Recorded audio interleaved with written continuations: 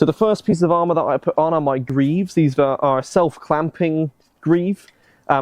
Quite quickly and simply, as I flash you, slide on the leg and they self-clamp. Now, as an Archaic Hoplite, I also see some interesting other bits of armour. One of them is Sabatons. Not the band, but the piece of armour.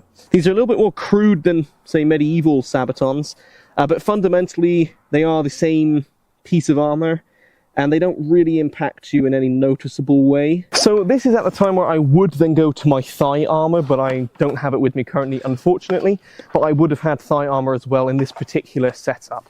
After that, we're going to go to an interesting piece of armour, and that is arm armour that we also see existing in this period. In this case, an upper and a lower piece. We don't really know the terminology that the Greeks would have used. So next is the cuirass. This is the piece of armour that you really need help with. Okay, so there we go. That's my torso done. I've got my arms done. I've got my legs done. Again, I would be wearing thigh armour, but I don't have them here. Next is the helmet.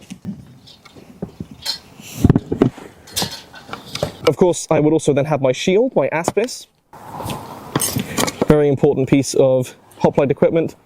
And my primary weapon is, of course, a spear. Now, in this period, we see two spears, typically two throwing spears, which is what this is an example of. This is your sort of more classical late archaic dory, which is the double-ended spear.